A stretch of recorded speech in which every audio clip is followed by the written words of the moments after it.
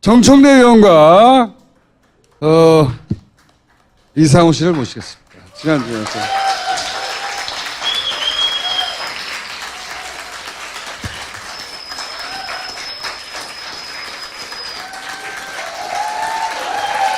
여러분 안녕하십니까. 이 시대의 참 침묵인 정청래입니다. 저는 오늘도 침묵입니다. 인사하시죠. 이상호입니다.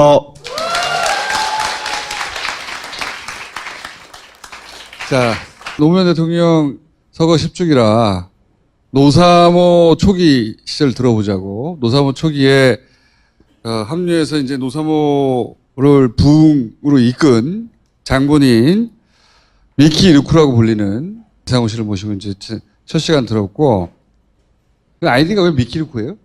그 나인 아프 위크 영화가 우리 때 나인 아프니까. 뭐 있는 그대로 이야기를 하면 예. 그 미키루크하고 킴 베싱어하고 거리에서 만납니다. 그래서 만납니다. 거리에서 만나서 하루 만에 사랑을 하게 되는데 네. 사랑이냐 섹스냐에 대해서 이제 서로 조금 뭐 서로 사랑을 확인하고 싶은 이런 게 그런 영화예요. 영화 내용이. 예, 그런 영화인데 비 오는 날 그 미키루크가 저기 킴 베싱어에게 배드신으로 막 들이대는 게 네. 아직도 좀 가슴이 울렁거릴 정도. 그래서 난 미키루크 같이 살고 싶다는 생각을 했습니다. 그래서 미키 루크처럼 살고 싶다. 그래서 나 아무 생각 없이 미키루크라고 했는데 네. 이런 데 나올 줄 알았을 것 같으면은 뭐 민주주의 만세 뭐 이런 거 했으면 괜찮았을 건데. 그때 떠올린 이미지는 이제 섹시가이 뭐 이런. 네. 섹시가. 자, 그 지난주에 이제 그 노사모 출범 초기 얘기를 했고, 이어서 이 얘기가 좀 궁금합니다. 노무현 대통령이 민주당 대선 후보가 된 이후가 진짜 힘들었어요.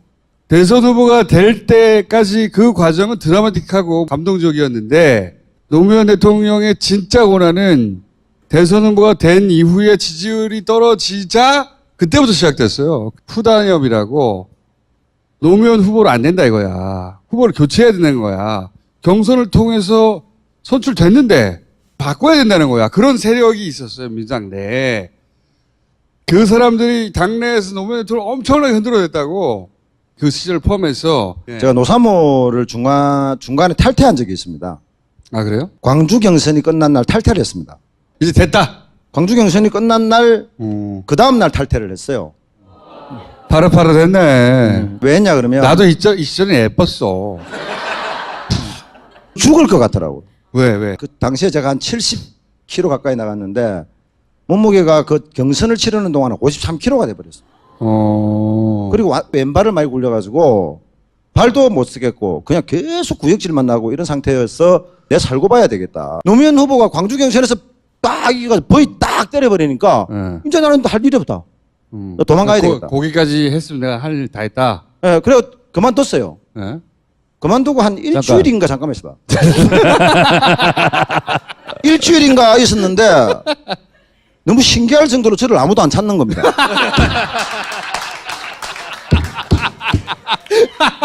아니 요새 미키 왜 이래 조용하노 이래야 되는데 누가 내 찾나 싶어서 계속 게시판을 봤어요. 일주일이 지났는데도 안 찾고 그 다음에 2주일이 지났는데도 안 찾아요. 그래도 잘 굴러가. 잘 돌아가. 잘 돌아가. 너무 서운한 겁니다. 그 상태에서 이인재 후보가 저기 대선 뭐 충남 가가지고 또 확 기세를 올려가지고 뒤집어서 1위 했죠. 예. 뒤집어지면서 가입을 했습니다. 아무도 안 찾는데. 아무도 안 찾으니까 그 누가 내가 한 명도 야 미키 좀 찾아봐라 요새 왜 연락이 안 되노 이렇게 전화도 한 통 안 와요. 그래가지고 그냥 저 혼자 슬쩍 그냥 가입을 했어요. 슬쩍. 그러면 탈퇴한 줄은 사람들이 알아요? 몰라요. 아무도 몰라. 저 혼자 근데 탈퇴하고 이 친구가 이제 왜 이렇게 지쳤냐면 그때 국민 경선 선거인단을 모집했어요. 1일 당원 해가지고. 근데 그 50명, 100명 하기도 굉장히 힘들거든요. 근데 혼자 몇 명? 뭐 그 숫자가 중요한 거 아니니까. 6천 명을 했대 혼자. 다른 게 힘든 게 아니라 사람들이 싸워서 힘들어요. 게시판에서 의견이 달랐어요. 내일이 경선입니다. 그러면 일단은 싸우는 걸 뒤로 하고 경선을 끝내놓고 싸우든지 해야 되는데 경선 전날 싸워요. 뭘로 싸웠어요 그때는? 주제가 뭐 니는 왜 말을 놓냐 뭐 이런 거. 여기서 싸우면 여기서 만나고 나면 저기서 또 싸우고 있어. 네. 밤새 말리고 나면은 아침에 해가 뜹니다. 네. 해가 뜨고 나면은 바로 경선장에 나가야 됩니다. 그러니까 응원단장을 해라 이렇게 정한 사람이 없어. 근데 제가 나서기 좋아하니까 내가 했어. 그만했으면 싶은데 나서는 사람이 없어. 뭐 하루 종일 하는 겁니다. 속에서 막 구역질이 나고 이제 더 이상 죽을 것 같아. 그 회원 탈퇴했다가 다시 재가입을 했어요. 네. 재가입을 했는데 사람들이 글을 적었는데 아무도 탈퇴했는 줄 몰라요. 제가 이제 부산 대표를 하고 소관계가 조금 있습니다. 소관계가 있는데 정말 월드컵이 싫었습니다. 노무현은 사라지고 정몽준이 완전히 뒤덮는 겁니다. 그때 노무현 후보의 지지율은 13%에서 11%를 왔다 갔다 하는 상태였고 6월달 지방선거가 월드컵하고 함께 맞물려 있었는데 월드컵 물결 때문에 지방선거는 아무도 관심이 없었습니다. 그래서 노무현 후보가 한 말을 국민들은 기억하고 있지 못했지만 무슨 말을 했냐. 부산, 울산, 경남에서 광역단체장 한 명이라도 내가 건지지 못하면 재신임을 묻겠다는 비슷한 얘기를 합니다. 그게 사실은 후단협의 시작이 됩니다. 그리고 지방선거 참패를 하게 되고 정몽준은 떠오릅니다. 그러니까 후보 단일화를 하자라고 하는 얘기는 그냥 정몽준으로 그냥 교체하자는 얘기였습니다. 그렇죠. 네. 그 상태에서 노사모에서는 돼지 저금통을 하자라는 제안이 있었습니다. 전체 결의를 해가지고 한 10,000마리 이상을 모으자는 것이었습니다. 돼지 저금통, 돼지 저금통 10,000마리. 그런데 3개월인가를 모았는데 6마리밖에 안 모인 거예요. 6마리. 아마 제가 생각할 때는 건배만 한 100번 했을 겁니다. 모으자고. 그래서 제가 부산에다가 전화를 했어요. 장형철이라는 사무국장이 있었는데 철아 내일 내 롯데백화점 앞에서 돼지 저금통 트럭 몰고 떠난다. 준비해라 이렇게 이야기를 한 겁니다. 그랬더니 트럭은 어디 있습니까? 모르겠다. 네가 구해라. 모르겠다 네가 구해라. 그럼 돼지 저금통은 그거는 내가 좀 사비를 좀 보내줄 테니까 그걸로 동전을 바꿔라. 한 푼 한 푼 모아오면 대선 끝난다. 그러니까 유전자 속성 희망 돼지로 이름을 바꾼다. 그래서 10,000원짜리 집어넣으면 바로 동전 반 이상 찰 수 있게끔 10,000원짜리 동전 바꾸기 운동으로 들어간다. 어떻게 한다고요? 동전 남은 걸 모으면 모으는 데 엄청 오래 걸리지 않습니까? 남은 동전을 돼지 저금통에 받는 컨셉이었는데 네. 호주머니에서 10,000원짜리 이제는 10,000원짜리를 꺼내서 바로 동전을 바꿔서 넣어라 이거예요. 한 방에 다 넣어라. 그래서 이름을 유전자 속성 희망 돼지다. 트럭을 못 구했다고 전화가 온 겁니다. 나는 무조건 떠날 테니까 구해라. 안 되면 트럭 탈취라도 해라. 그랬더니 전화가 온 겁니다. 새벽에 이삿짐 센터를 하는 노사모 회원이 있다. 그리고 그 이삿짐 센터 이름이 하필이면 그날이 오면이다. 그게 있어요. 트럭에. 그리고는 모으기로 한 집행부의 약속 지역을 트럭을 몰고 계속 쳐들어갔습니다. 처음에 갔더니 한 마리도 안 모으는 거죠. 술만 먹고 가래요. 술은 다음에 먹고 다음에 올게요 하고 간 겁니다. 또 갑니다. 또 가면은 또 안 모으는 겁니다. 그럼 또 갑니다. 그렇게 해서 계속 부담 주기 운동을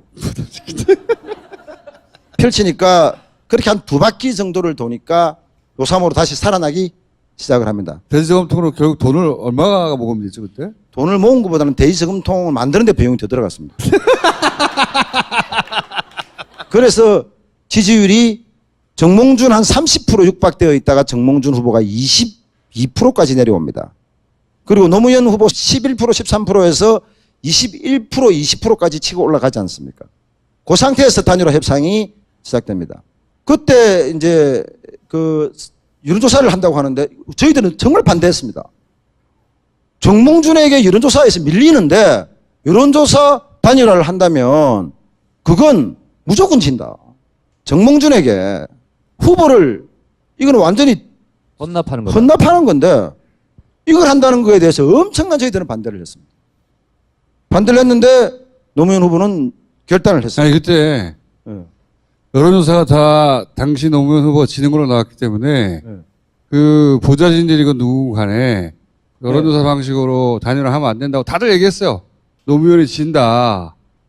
그래서 다 말렸는데 그 노무현 대통령 혼자 결정한 거 나 하겠다고. 혼자 결단했죠. 그래서 짐을 어떻게 하냐고.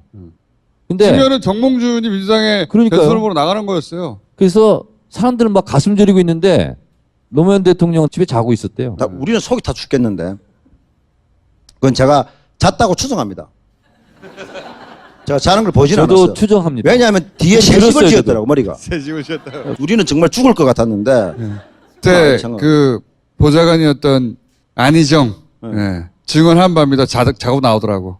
실제. 정몽준에게 이제 그냥 헌납하게 됐다고 하니까 미치겠죠. 그러니까 할 수 있는 것은 전화를 받자 이게밖에 없었습니다. 근데 전화를 받자라는 게 운동이 됩니까? 어디로 올지도 모르는데. 그런데 노무현 후보가 승리를 했습니다. 노무현 대통령 항상 그런 식으로 승리했는데 결국은 결정적인 순간에 그 본인이 불리한 데 받아버린 거예요. 불리한 때 받으면서 거꾸로 사람들 마음을 움직였어요. 아, 저 사람은 또 바보같이 불리한 조건인데 저걸 받는구나. 17대 때 대통령이 청와대에서 이제 말씀을 하시는데 이렇게 얘기를 해요. 국회의원들 150명 놓고. 여러분들은 항상 옳은 선택을 해야 된다. 근데 옳은 선택이 어떤 건지 잘 모르고 헷갈릴 때가 있다. 이것이 옳은지 저것이 옳은지. 그러면 잣대를 바꿔라. 나에게 이익이 되는 게 뭐지? 손해가 되는 게 뭐지? 그러면 바로 나온다는 거예요, 답이. 그럴 때는 손해 가는 쪽에 가서 있어라. 본인은 항상 그런 선택을 했다. 이렇게 얘기를 하셨어요. 그걸 근데 어떻게 하냐고. 보통은 손해 난다 싶으면 별로 안 가려고 그런단 말이에요. 이분은 그렇게 선택을 근데 계속 실제 해온 그렇게 했어, 이 양반은. 이 여론조사도 불리하다고 다들 받지 말라고 그랬거든요. 이 양반은 바보같이 할게! 이렇게 해버렸단 말이죠. 그 순간에 여론이 뒤집히는 거예요. 그 순간에. 그 당시 한나라당의 소장파 의원 한 명이 뒤에 무슨 공부하는 모임에서 만나게 됐었는데 노무현 후보가 될 거라고는 정말 0.1%도 생각 안 했다고 합니다. 광주에서 이기고 막 할 때는 자기들이 깜짝 놀랐대요. 와, 세네. 지지율이 떨어지니까 별거 없네 이래. 별거 없네 보게 됐는데 어느 순간 길거리를 나가보니 길거리 곳곳에 한 30대 40대로 보이는 멀쩡한 남자 여자들이 모여가지고 노란 마오라를 하고 막 미친 사람 같이 춤을 추고 있더라는 거예요. 미친 사람들. 그걸 보면서 솔직히 무서워서 거리를 나가지를 못하겠더라는 얘기를. 아, 이거 우리가 세상의 변화를 전혀 모른 채로 이회창 대세론에 안주했구나. 그런데 노무현 대통령이 되고 나서 막 조중동에서 흔드니까 또 금방 넘어지고 아, 별거 아니네 하고 또 탄핵을 해버렸다고 해요. 탄핵을 하고 나니까 촛불을 들고 왁 모이는 거 보면서 거리에 정말 나올 수가 없었다고 했었습니다. 마무리 좀 하자면요. 잠깐만. 그 교훈은 우리가 이렇게 있다 보면 이렇게 뭐라고 합니까? 이게 뭐 상하 굴곡 질곡들이 있는데 굴곡들이 곡선. 있는데 변함없이 잡아서 놓지 말고 적극적으로 참여해서 문재인 정부, 그 다음에 또 정부, 그 다음 정부를 참여를 통해서 꼭 우리가 이뤄내야 된다는 말씀을 제가 꼭 드리고 싶습니다. 조경태 의원이 자기가 노무현 지지자였다고 주장하지 않나요? 그건 맞죠? 노무현을 지지하던 사람인데 지금 자유한국당에 들어갔잖아요. 예. 이게 어떻게 가능한지 설명해 줘요. 저는 이해가 돼요.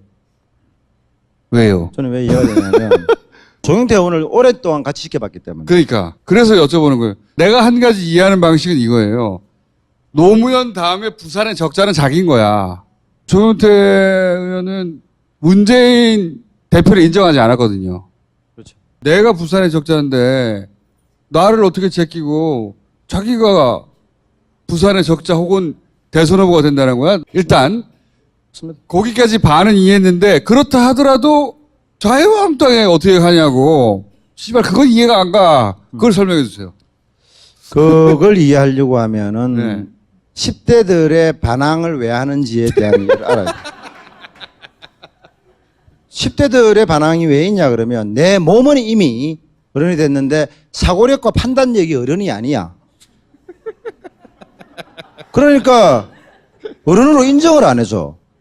그러니까 이제 계속 반항심이 생기고 가출하게. 사실은 조경태 의원을 입에 올리는 자체는 저를 위해서도 별로 도움되지 않습니다. 전 잘 알아요. 그런데 질문이 있었으니까 하면 저거는 아주 전형적인 10대들의 모델이다. 삐짐이에요, 삐짐? 삐짐은 삐졌다가 돌아오지만 예. 어른으로 인정 못 받지 못하면 네. 자기도 살 길을 찾아야 되지 않습니까?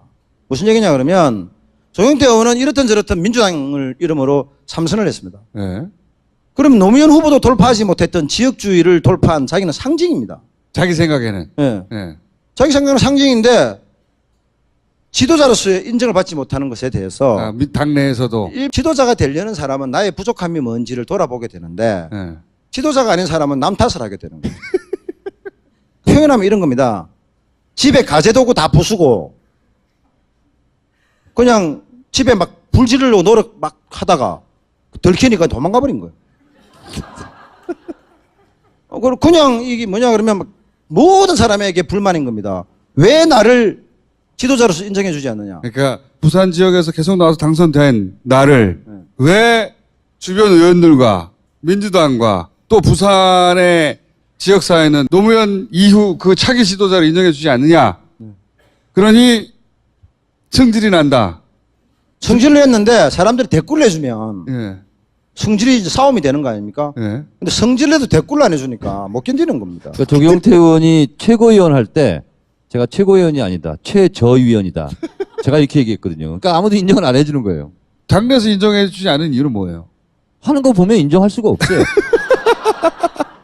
그러니까 나의 가치가 충분히 인정받지 못한다 생각하고 짐 나간 거잖아요. 근데 그렇지. 자유한국당에 간다고 해서 그걸 인정받을 리가 없잖아. 대표적 사건이 하나 있는데 이건 아마 정치부장급 되는 사람이면 다 기억하는 사건이에요. 부산에서 조경태 의원이 당선이 되고 나서 정당 행사가 있었습니다. 조경태 의원의 축하도 겸해서 하는 행사입니다. 김성종 우리 그 부산시당 고문 추리소설가 고문께서 이 덕담을 했어요. 시대가 바뀌었다. 부산에 떨어졌던 노무현도 대통령이 되고 이제는 조경태 의원도 당선이 되고 시대가 바뀌었다. 그 시대의 바뀜이라는 것은 우리부터 바뀌어야 한다. 우리가 먼저 실천하자 하면서 앞자리가 이렇게 비어 있는데 앞으로 이 앞자리 힘세고 잘난 사람들을 위해서 비우지 말고 먼저 온 순서대로 앉자 이렇게 이야기합니다. 네. 한 사람이 벌떡 일어나는 겁니다. 그러면서 뭐라고 하냐면 내가 여기 앉고 싶어서 앉았어! 조경태입니다. 그러니까 조경태 앞자리에 앉아 있다가 앞자리에 앉아있다. 아 자기 보고 뭐라 그러는 줄 알고 자기 보고 그러는 줄 알고요. 조경태 덕담이었는데. 실제로는 시대가 바뀌었다. 조경태도 당선됐고 덕담인데 앞으로 대신 시대가 바뀌었으니까 네. 국회의원이라고 앞자리는 앉지 말고 네. 그런 시대를 우리 열어갑시다. 네. 그렇게 했더니 갑자기 일어나서 내가 여기 앉고 싶어서 앉았어? 내가 여기 이러는 거예요. 아 너 왜 앞자리에 앉았어? 이 말로 들었다는 거죠? 그런 거죠. 병인데 그거는. 방송으로 나가기 때문에 제가 팩트 아니면 안 되잖아요. 진짜로 정색하고 정색하고. 농담이 아니라 농담이 아니라. 벌떡 일어나가지고 보통 행동이나 말이 이해할 수 없는 사람, 어디로 튈지 모르는 사람을 럭비공이라고 하는데 풍선 바람 불다가 빠져버리면 날아가죠. 그걸 럭비공 이상으로 잡기 어렵습니다. 그 풍선 같은 이미지가 저하고 싸우는 존경하는 조경태 의원님이십니다. 거기까지는 알겠어요. 인정받지 못해가지고 집 나갔다는 거지 이해가 가는데 그래서 들어갈 집이 어떻게 자유한국당이냐고. 거기는 그런 거 더 안 받아주거든. 네? 그 이유는 간단합니다. 그 총선이 대선 전에 있었거든요. 네. 본인이 탈당하게 되면 부산에는 민주당 이름으로 한 석도 건지지 못할 거라고 오판한 겁니다. 아. 그래서 타격을 문재인 대표에게 문재인 너무 미우니까. 가장 큰 타격을 줄 수 있는 것은 부산에서 제로가 나오는 게 가장 문재인 후보에게 그러니까 타격을 주는 거니까 간 거예요. 이런 거 있잖아요. 왜 나를 막 다치게 해서라도 상대방을 마음을 괴롭게 만들려고 하는 그런 거 있잖아. 마음이 병이 있을 때 그런 거거든요. 그거하고 마찬가지 아니야? 자유한국당 가서 그렇게라도 해서 문재인에게 타격을 줘야지. 제가 너무 미워 나는 이거 아니에요. 그렇죠. 타격을 줄 것으로 보입니다. 이렇게 이야기해야 괜찮겠죠. 그 사람 마음에 들어간 것도 아니고. 뭐. 타격을 주려고 한 것으로 추정됩니다. 추정됩니다. 예. 그런 건 제가 잘해요. 그럼 그걸로 바꾸기로 할게요. 그럼 본인이 거기에 지역구에 출마해서 조경태 의원하고 싸우겠다고 결심한 이유는 뭡니까? 내가 출마하겠다고 저는 해본 적이 없어요. 최인호, 김영춘, 전재수 쭉 모여가지고 민주당의 부산 지역 의원들이 의원들이 모여가지고 조경태 의원을 누가 봤을 때 맞을까? 앞전에 부산에서 최다 득표를 했는데 네. 좀 어떻게 해야 되냐 저기를. 그 미키가 아직 공민권이 회복이 안 됐지. 미키 공민권 회복되면은 그거 보내보자. 보내보자. 그거 보내면은 뭐 조경태 임자 만나는 거지 뭐 이렇게 이야기를 했죠. 징발된 거네요 지금. 네. 지금 여론조사를 하면은 제가 아마 많이 뒤처질 겁니다. 추석 때 여론조사를 하게 될 겁니다. 했을 때 그때 여론조사에서 오차 범위 내로 내가 만들고 그리고 올해 연말과 내년 초에 여론조사를 했는데 제가 오차 범위를 벗어난 상태로 만들고 저 혼자만 당선되는 게 아니라 부산이 18개 선거구거든요. 거기에 과반 9석 이상을 만드는 3라운드에 약속을 해서 여기 계신 분들한테 막걸리 100병을 쏘던 막걸리 100병 관심 없고요. 현금을 해요. 현금. 내년도 총선이 딱 끝났는데 부산에서 9석 이상. 설날 때 이상호가 이긴다. 추석 밥상에 오차 범위 내로 들어간다. 이 3개 때마다 내기를 해서 뭐든지 걸면 저는 내가 바로 받고 바로 배팅한다. 말씀을 드립니다. 아니 이게 좋아요. 다 좋은데 그렇게 자신하는 이유가 뭡니까? 뛰어봤기 때문에 부산에서? 아닙니다. 그 선거는 정말 참 마음이거든. 안 보입니까? 선거는 정말 마음이에요. 정말 참 마음이에요. 그러니까 참 마음으로 움직이면 절대 안 집니다. 문재인 대통령이 대통령 되는 교도부가 되고 발판이 되었던 게 PK에서 8석이거든. 어쨌든 비결은 참 마음이라는 거잖아요. 아니 정말 마음이에요. 저 선거를 테크닉과 기술로 이해하는 사람들이 태반입니다. 선거와 테크닉과 기술로 해보다 보면 그 위에 뭐가 있냐 그런 마음이 있다는. 내길 걸 시점 때 다시 모시기로 하고 오늘 여기까지 할게요. 감사합니다. 감사합니다.